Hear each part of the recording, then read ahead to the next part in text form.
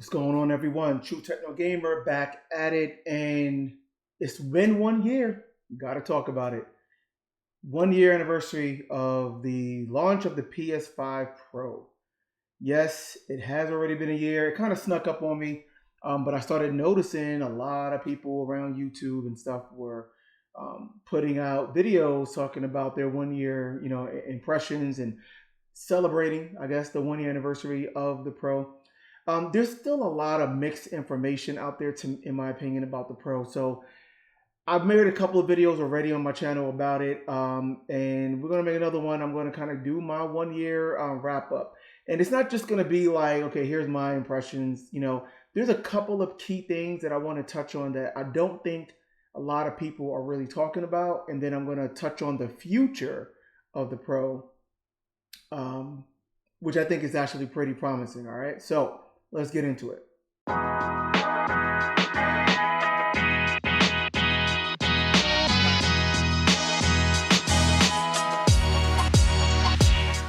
All right, so first of all, here we are. I bought the Pro, I think day one, or pretty close to day one.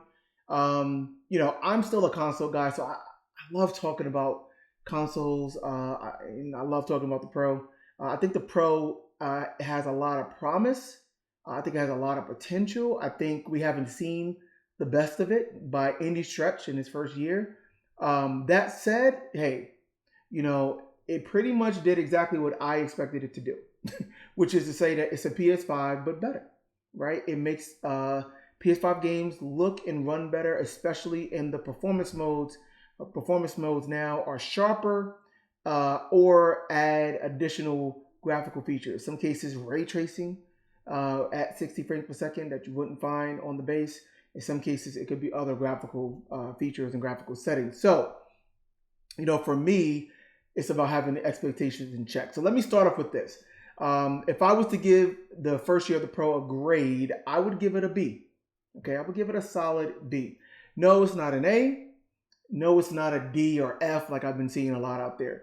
Look, it's not perfect. Okay, I've said this. I'll say it again. We know it's not perfect. Most of the issues that people complain about has to do with cases where the Pro version actually looks or performs worse. But the reality, guys, is that's not that often. There literally is like a handful of games. I mean, less than 10 out of the 100+ games out there that are Pro enhanced that you can, at some point, you can say legitimately looked and ran worse than the base. And out of those, like half of them have already been fixed via patches, right? There's still a couple of standout ones that haven't been patched yet. I'll touch on that probably a little bit later. But needless to say, most games, the vast majority of games, if you're running on a Pro, it's going to look better and run better, or at least run the same but look better, right? I mean, you're going to get a better experience. That is the truth. That is the fact. People want to just focus on Silent Hill 2, debacle, and Silent Hill F, now still looking whatever, and Avatar was looking whatever, right? And Star Wars Outlaws was looking. I mean, look, like I said, some of those games already got patched, right? But I would give it a B, right? PSSR isn't perfect. The good thing is it's a machine learning algorithm. Listen to the name, guys. Machine learning. That implies that it will continue to get better. It will evolve. And we already know that because Sony has announced that there will be a brand new PSSR algorithm coming out in the next few months. They said, I think, early 2026. It should be a noticeable, significant improvement, they say, to image quality and performance, allowing games on a Pro to push closer to 120 FPS and hopefully fixing the issues that are outstanding on PSSR, which I will get into, okay? Another issue, there's still a number of major titles out there that don't have Pro support. We've seen this happen a lot with some recent titles this year. Either don't have Pro support at all or have very, very minimal, basically just kind of like a boost mode type perf upgrade.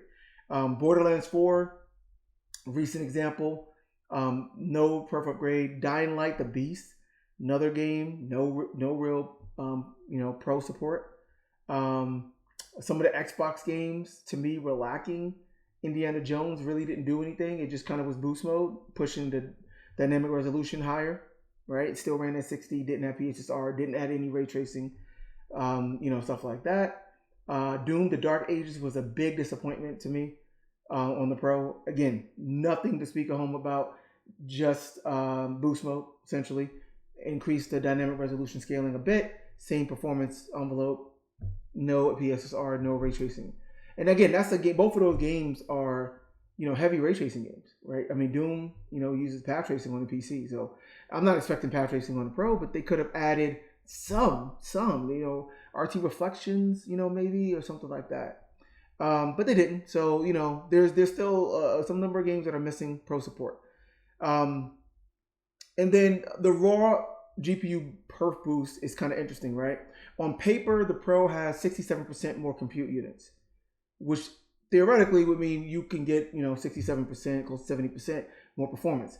In reality, Sony themselves has quoted the rendering performance increase with the Pro as 45%. And in practice, we're seeing most games end up around 30 to 40%, like somewhere in that range. Some cases, it might be only in the 20s. In some cases, we've seen it be 2x, right? So, those are outliers, but generally speaking, it's probably in the 30 to 40% range. And it's kind of like, disappointing in a way, because it clearly shows that the GPU is bottlenecked. And in fact, it is. What is it bottlenecked by? Yep, the bandwidth, right? The Pro only adds about 28% more GPU bandwidth, going from 448 gigabytes per second up to 576 gigabytes per second. The problem is, doing ray tracing, pushing things to higher resolution, doing even the PSSR upscaling requires more GPU bandwidth. And the number that we're seeing in terms of just the raw rasterization increase, uncoincidentally, happens to coincide with that, closer to that 28% increase, right? Like I said, most numbers are closer to 30 to 40%. And that's why. So that's somewhat disappointing, because it just means that, where the Pro is not even able to push that much closer to its theoretical limits. Developers aren't able to really take advantage of that because the hardware is bottlenecked. All that being said, the performance isn't like a tremendous increase, on paper. But again, most games still work better. I think that overall the pros definitely outweigh the cons. I think, like I said, a lot of the negative perception out there in the public is honestly kind of overblown. Things people talk about, oh, PSSR it sucks, it doesn't work. That's just bull. Anyone that has a Pro, and again, has a proper TV to take advantage of it, you need an HDMI 2.1 TV, ideally a relatively large screen TV, just a high quality stuff to really see its potential, to really see the upgrade. Anyone that really has it though, and you've seen PSSR in games like Black Myth Wukong, Final Fantasy VII Rebirth, Space Marine 2, Demon Souls, Kingdom Come Deliverance 2, I mean, the list goes on and on. Those all look stellar. I mean, the image quality is just pristine. It clearly shows a ton more detail than what you saw on the base PS5. Looks way better than FSR, way better than TAA. That's the point, right? So there are examples of PSSR doing wonders, is my point, right? The Naughty Dog games, the Last of Us games, Insomniac games, they all look really, really good with PSSR as well. So I'm just naming some, third parties have done it too. I mean, even going back to launch, man, we saw what it did with Hogwarts Legacy. That was a tremendous upgrade. There's some videos that I saw people posting up there out on YouTube where they talk about that. Like, it's a transformational difference almost just by having PSSR in that game. That blurriness, that kind of low res look that you saw, especially in the performance mode on the base PS5, is largely gone. And now it looks much, much higher res, much sharper, et cetera, et cetera. There's a lot of games where that does it. To me, Alan Wake 2 is another example of that. I played through Alan Wake all the way through on a base PS5. And it was, a limited experience, I would say. It was a restricted experience.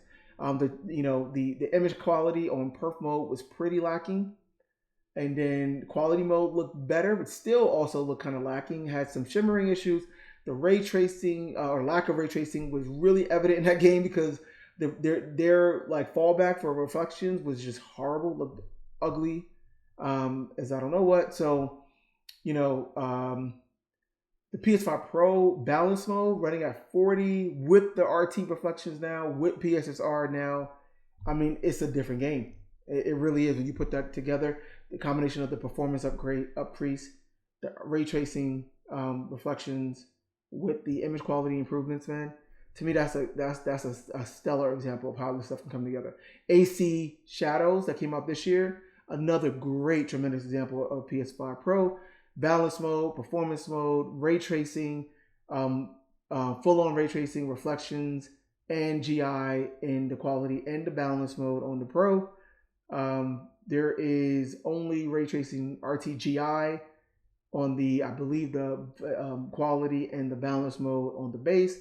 There is no RT reflections on the base at all. So you get the RTGI and performance mode on the Pro now at 60, and then you get the reflection and the balance and quality mode. I mean, ray tracing increase, PSR looks amazing in that game. One of the best uses of that. Again, I'm just saying, I'm not going to go into all of that, guys. But look, the public perception and people just, you know, a lot of it comes from people who don't own the damn PS5 Pro, which pisses me off because they don't own it. They haven't really seen it in person. They haven't really tried a lot of games. They might have seen it at one game or two games at a friend's house. They're just going off of what they hear online and what Digital Foundry said and all of this stuff. That's not the way to judge this system. It is better. And PSSR, to me, the way I would say it is, again, if you have everything together, you have a proper TV, 120 hertz support, VRR, HDMI 2.1 stuff, get it, again, a nice 4K, high quality mini LED or OLED. Look, the difference is, even in the average case, is going to be good to the best cases where it is just transformative. Okay, transformative. Like, again, I think Black Myth Wukong is an example of that. Final Fantasy VII Rebirth is an example of that. AC Shadows is an example of that, right? I mean, again, I can name, it can go on and on, right? So when you see like PSSR working well with a lot of Sony first parties and some of the third party stuff, you will never want to see FSR on console again, right? You will never want to see a game use TAA on console again. It literally looks that much better, guys, if you really see it, right? Yes, there are some horrible integrations, which, you know, is probably somewhat to blame on Sony, somewhat to blame on the developer, you know, et cetera, et cetera. Again, Sony's working on it. They're working on improvement. This new algorithm should be much, much better. But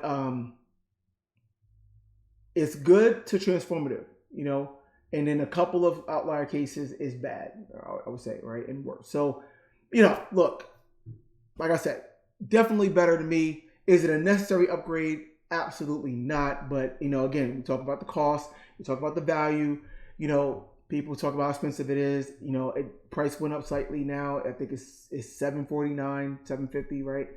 That's obviously a lot for a console, don't get me wrong. But, you know, you decide. If you can afford it and you do game primarily on console and are invested in the PlayStation ecosystem, it's a no-brainer, right? It's definitely going to be valuable, I think, to you. And again, it's only going to get better with time. Talk about the future again a little bit later, but next year, some of the big titles coming out there, new PSSR upgrade there, and just developers having more time getting familiar with it. Larger install base over time, especially once GTA 6 comes out. Sorry.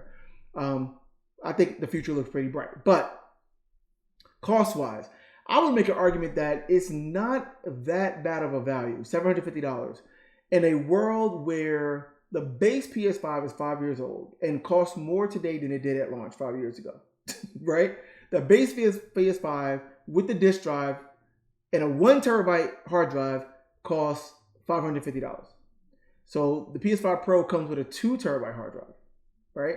So if you wanted to add just even an extra terabyte hard drive, you're looking at least another $100 or so, right? So you're talking $650 for that. That's a base PS5. That's not all the other spec improvements that the Pro has, right? The additional RAM, the additional bandwidth, much larger GPU with much more CUs, you know, GPU and CPU overclocks, whatever.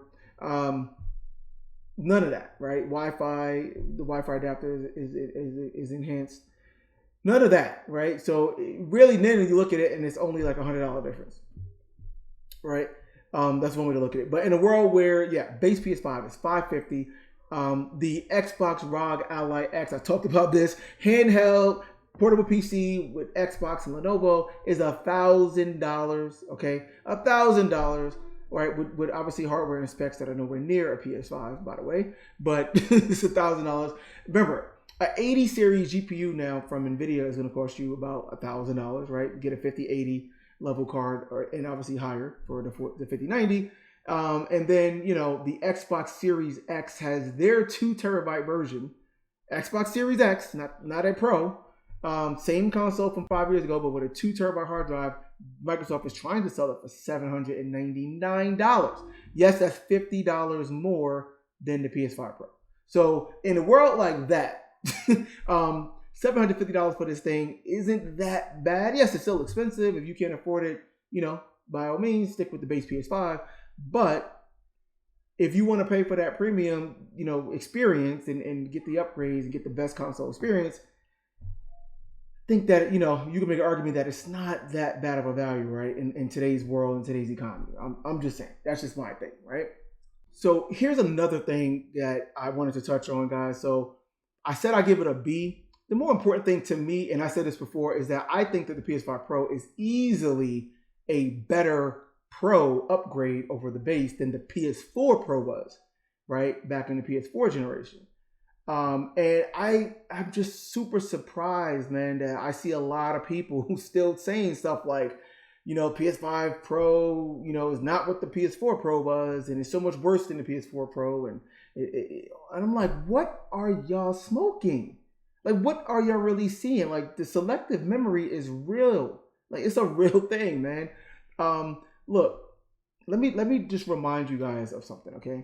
And I'm gonna isolate this to Sony's first party, just to make it more of an apples to apples comparison. And also because Sony first party, as we know historically, are the ones that basically show the hardware in the best light. They push the hardware best, take advantage of all the features, right? That's kind of the best of what the hardware can do.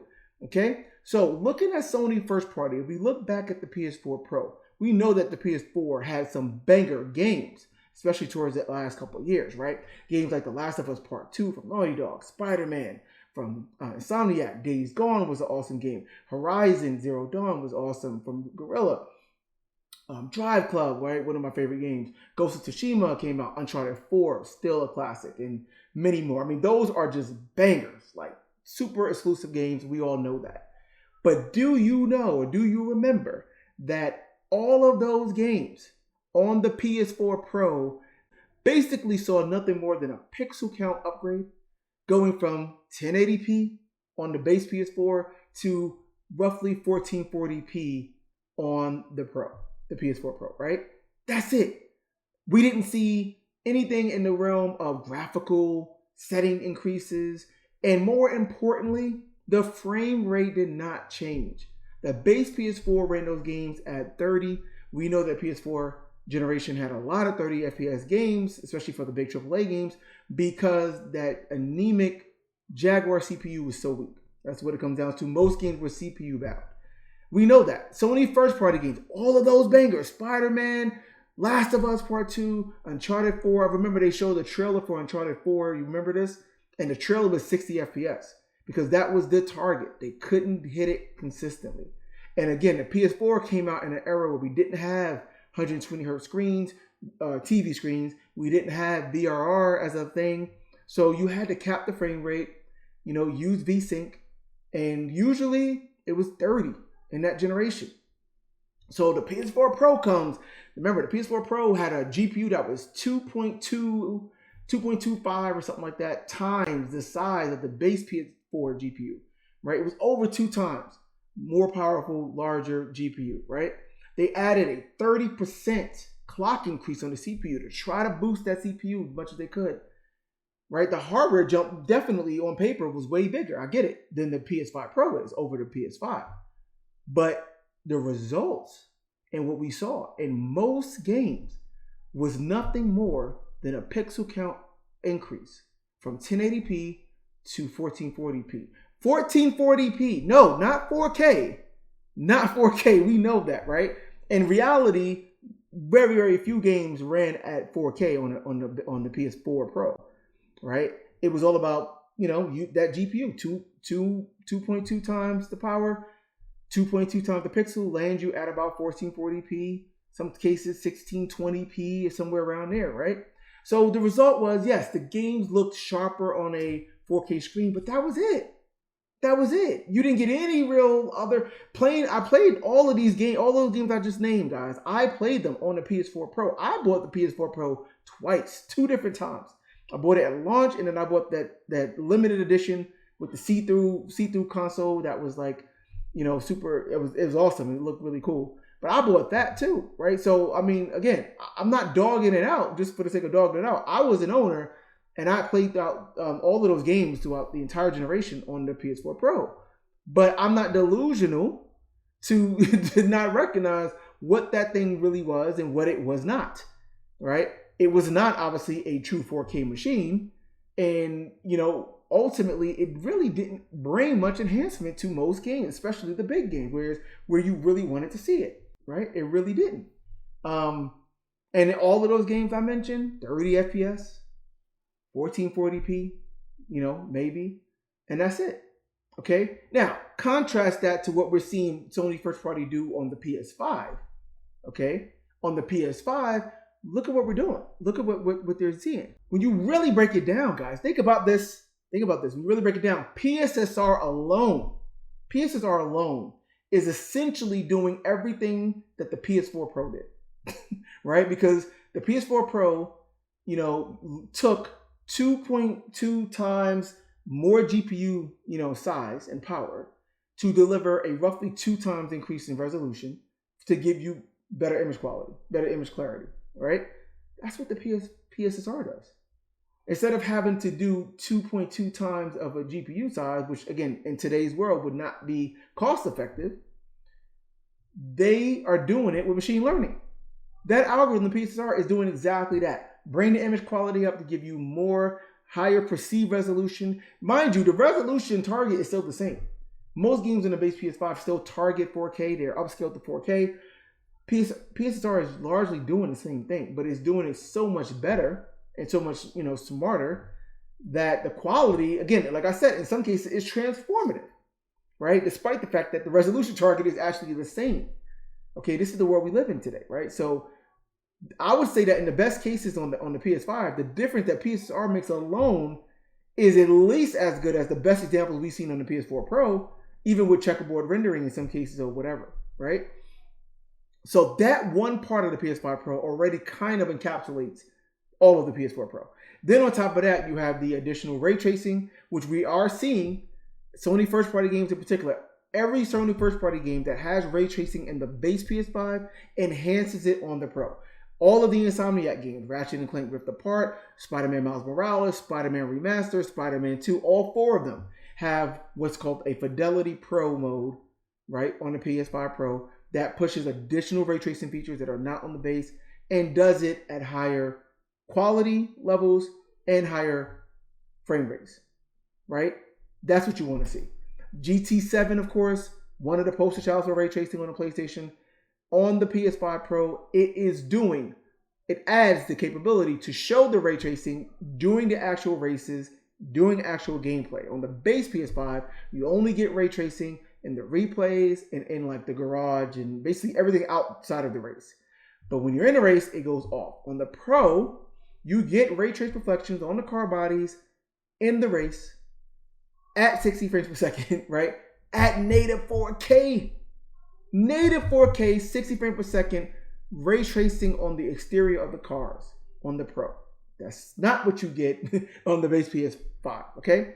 In addition to that, they have PSSR, and you can turn the PSSR on to get even more performance out of the GPU, and now add ray tracing on the cockpit view of the interior of the car, which actually does a lot to change the lighting and make the lighting look more realistic as you're driving around. When you go through like a tunnel and you have light kind of going through the windows into the interior, like that, it just looks like next level, right? Apparently that's more expensive to do, so they needed to use PSSR to get more GPU time. Now, GT7 is a weird case because that mode in particular with PSSR on, for some reason, to me, honestly, it's one of the worst examples of PSSR. The image quality takes a huge hit, right? And it just doesn't look good. It looks nowhere near as good as the native 4K version. That's an exception, but it's a real thing. Like, so when I play that game, I pretty much leave PSSR off, running at native 4K with ray tracing on. It still looks amazing while running at 60 FPS. But again, enhanced ray tracing, you see that there. And then even looking at the recent release of Ghosts of Yotei, which has ray tracing, RTGI in there, you're getting that on the base PS5 at 30 frames per second. Of course, on the Pro mode with PSSR, you get the ray tracing at 60, right? So again, it's really a true fusion of performance, ray tracing, and quality, which is what the PS5 Pro promise always was, right? So again, we're seeing that on the Sony first-party games, right, by and large. Even the couple of games that don't use ray tracing or PSSR at all are still seeing some of the biggest raw perf increases out of any of the games out there, right? 2 examples: Helldivers 2 literally doubled the resolution, right, on the perf mode, going from 1080p to 1440p. Mind you, 1440p was the same resolution of the quality mode on the base PS5. So again, now we're getting the quality mode's resolution at a more stable 60 FPS on the Pro, right? I mean, and it looks sharper because that game, and I love that game, and I started playing it on the base, but that game on the performance mode on the base PS5, image quality is definitely lacking. It just has a weird low res. It's a lot of breakup. It just doesn't look great. Now it looks way better on the Pro. It really does. And they haven't even used PSSR, haven't done a full-on Pro upgrade yet. I think they're still saying they're working on it, but we'll see. The other example is Returnal. Returnal saw a 70+% increase in pixel resolution, which is, again, a lot more than that 30 to 40% range or the 45% range that Mark Cerny quoted. Again, we're seeing more performance, just, that Sony first-party studios are able to get out of this thing. So, all of those things, by the way, are still much further beyond what we saw with the PS4 Pro, right? Again, more importantly, we also seen games with VRR unlock the frame rate and push frame rates way beyond what we've seen on the base PS5. Games like God of War Ragnarok, The Last of Us Part 1 and Part 2, right? Go back. You can, unlock the frame rate, turn on VRR. Uncharted, The Last of Us Part 2, I was playing that game in the Pro mode, man. It was running basically in the 80s, 90 FPS. It was crazy. Whereas, again, on the base PS5, you're locked to 60, right? Spider-Man 2, same thing. Right? The Pro modes are pushing close to the 70 and the 70s. You're able to see that performance go up again while ray tracing is active, right, and everything is going on. It's pretty awesome, actually, right? Even some of the boost mode games, right? Outside of Sony first party, there's Elden Ring is a great example where we're seeing like 35% performance increase. It doesn't even have an actual Pro upgrade, no patches or nothing, but just running on the Pro, the game performance now hits the VRR window where it can feel like a smooth 60 FPS, whereas on the base, it's usually hovering in the 30s in its quality mode, for example, right? So, I mean, there's a lot of just positive examples out there on the Pro, guys, and I really can't understand somebody really legitimately, truly saying that the performance uplift of the PS4 Pro was better or more than the PS5 Pro. That, to me, is just crazy talk. It's just silly. It's delusional. That's just not the case. Now, the PS4 Pro was a much better value, sure. The PS4 Pro, you can say, again, there were better games at the time, just in general, like the quality of the game, sure. But to say that the PS4 Pro did more to enhance the game than the PS5 Pro, that's just ridiculous. That's just silly talk, guys. And people say, oh, well, PSSR isn't supported by a lot of people. No, it is supported.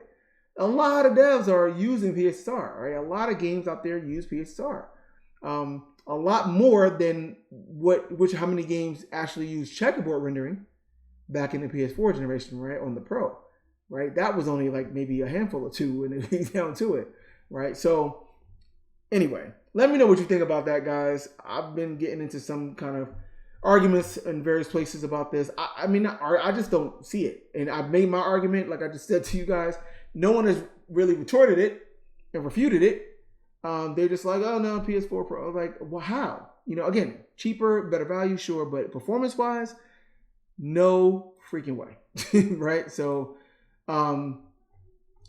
just keep that in mind. So now, looking forward, I want to look forward a little bit, right, before I wrap this up. Like I said, the next year could be really, really critical for PS5 Pro. Ultimately, I think it is true that the PS5 Pro is kind of, people say a beta test. I don't know if I want to call it a beta test, but it is a bit of a test and kind of like a proving ground for the PS6. Okay, particularly for the machine learning piece and for what PSSR is doing. Sony is working out their neural network, right? That's powering PSSR. They're increasing the model, increasing the algorithms, increasing the quality of the algorithms. So by the time the PS6 launches, they're going to say, look, we had about 2 or 3 years of solid learnings and experience with this thing. We know what we're doing right now. I think that absolutely is the case. And I think that's fine, right? I think that's fine. Next year, we're going to see some big games. There's a lot more that hasn't really been announced yet. But off the top, we got the new 007 game, James Bond game coming out. We got Soros from Housemarque, the company that made Returnal. Their follow-up is coming out in March. That should be awesome. Returnal is one of my favorite games. We got, of course, Wolverine coming out from Insomniac. That's their next big game. Looks really good based on the last state of play. Of course, we got GTA 6. Many people bought the PS5 Pro for GTA 6 to have it be the best place to play because that game will not be available on PC at launch. Again, I think that it is other games too, but I'm just thinking off the top of my head. But like, we're going to see those games and a lot of other third-party Resident Evil Requiem's coming out in February. A lot of third-party games that's going to be using this new and improved algorithm for PSSR. Now, here is the dream, guys. Here's the hope and the dream. The PSSR today has 3 key issues. I'm kind of going to list them in order in terms of how frequent and how impactful they are. Okay. The first is what a lot of people have been probably hearing about and have seen if you have a PS5 Pro, is this kind of weird shimmering, flickering effect that you see largely on foliage for certain games. At one point, it was thought to be limited to like games that had RT, but in fact, it's not limited to games that have RT. Most games with PSSR have this effect to some degree. Even some of the better quality PS5 Pro upgrades, I've noticed it in there. Games like Stellar Blade has it. Not throughout the whole game, but if you kind of get towards the end, it's one of the latter levels. And I was like, oh, wow, there it is, right? This weird flickering, shimmering effect on the background. It was really bad. Some of course, the notorious cases of Silent Hill 2, which still hasn't been upgraded and patched since last year, by the way, right? Avatar had a horrible implementation of that. Star Wars Outlaws at launch had a horrible implementation of that. We've seen that with Silent Hill F, the recent release from Konami, also has it. It can be pretty disruptive, in worst case, it can be pretty bad. But in most games that show it, it's really not that noticeable unless you're looking for it. So again, it's not a deal breaker to me in every game. But in some games where, like Jedi Survivor, Star Wars Jedi Survivor was a notorious example. I talked about this. And it just looked bad. The game just looked horrible on the Pro at launch. Honestly, it did. I said that. I was like, what the hell? I thought I was playing it on the PS4 when I first ran it. That's how bad it looked. They patched it now. It looks so much better. They integrated a new version of PSSR. It helped a lot. But yeah, that game, the way the art was, it had it everywhere, right? It was just really, really evident. It just looked bad. So again, Sony worked. Firmware updates, SDK updates. There's, PSSR has already been updated a bunch, obviously since launch in the first year. Yeah, I mean, there are some bad examples out there for sure, right? That said, in most games, even with that, the pros outweigh the cons. I still stick by that. But that shimmering, getting rid of that would go a long way to improving the quality of PSSR and just the overall quality of the Pro upgrades. The second issue is really, really noisy, like ray tracing. Basically, lack of denoising or adequate denoising. Even some games that have good ray tracing, Alan Wake 2 showed this. They fixed it. They largely fixed it. At least improved it, but it's still there. I just noticed it when I was testing recently Control, the new Control patch, which has the ray tracing enabled in the quality mode on Pro now at 60 FPS. That part is cool, right? Again, you're getting the best of the quality mode and performance mode. The problem is I'm looking at this like no one's talking about all of this noise, right? Anytime you see a specular surface, it just looks really, really noisy. Now, that's a general problem, I think, on consoles because the denoising isn't cheap. But PSSR doesn't help because PSSR does not handle denoising at all, right? So where you do PSSR in your actual rendering pipeline matters a lot. And if you feed PSSR input that's denoised, what you get back out is also going to be denoised, and it's not going to look great, right? Needless to say. But doing the work to kind of do denoising before PSSR, it's work. It takes some actual going in there and doing some work, which a lot of developers are not trying to do. So I think the result is that we're seeing some pretty poor image quality when it comes to ray tracing. Hogwarts Legacy is a classic example of this. They added some additional ray tracing, but the denoising was just horrible. So the quality of looking at those reflections to me looked really, really bad, and was like, okay, you wouldn't want to play with that, in my opinion. Needless to say, this new version of PSSR, if they can just do something to do some level of denoising, that would go a long way to the image quality with PSSR. So that's point number 2. The third point is the least, I think, frequent in my estimation. This is a weird one, but in some games, you might notice this really weird white haloing effect around certain characters or certain objects. Again, it was thought that this was kind of like an interaction between PSSR and like RTGI, for example. I think you kind of can see some of this with Dragon's Dogma. Digital Foundry guys talked about this a lot.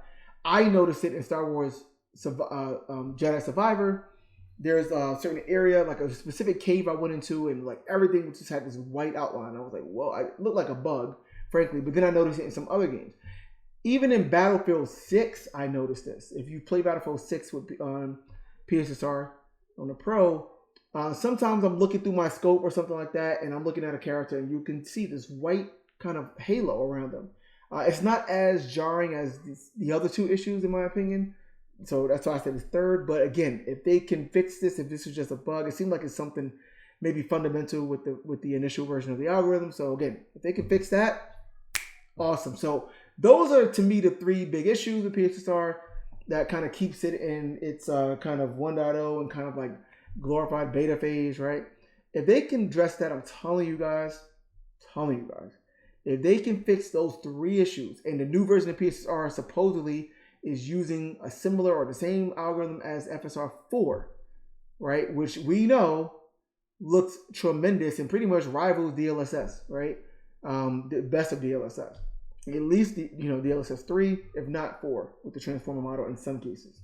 But guys, if they can get to that, I'm telling you, for consoles, in your living room, we're gonna be in for such a treat. I'm telling you, because even now, man, I'm telling you, like PSSR in the best cases is just like, wow. It really just makes the games look so much better, so much cleaner, so much more detailed, so much, closer to 4K. In some cases, even better than the native 4K, right? So it already is doing that, guys. That's evident. So getting rid of these issues, I'm telling you, can't wait. Can't wait. So I just want people to understand that, it's not the best value, sure, but if you can afford it and you are into consoles and you are someone who would even notice the issues with the base PS5 to say, oh, this image looks a little blurry, or performance is a little bit unstable here and there, or I wish it had the ray tracing effects here, that kind of stuff. PS5 Pro is absolutely worth it. It's doing more to enhance the games than the PS4 Pro did for sure. It's in my opinion, it's going to continue to grow, which is a part of its value and part of its appeal. I think it's going to have a longer life ultimately than PS4 Pro did. Like even into the PS6 generation, it's going to be relevant because the real key piece of technology here is that machine learning hardware that they added, that Sony and AMD added. That's the future, guys. That's where a lot of the hardware innovation, at least, is going, even with the PS6 and the next Xbox and whatever else. It's all about the machine learning. So I think Sony invested 4 years of developing that custom AMD silicon to handle the machine learning algorithm, which now is PSSR, on this PS5 Pro machine. That was the real work there. That's the real innovation there. And that's the thing that, again, is going to give it more life. It's also going to help make the next PS6 console that much better. And I think because it has, because again, the base PS5 does not have any way of running these machine learning algorithms. It doesn't. The Xbox Series doesn't have any way to run these machine learning algorithms, right?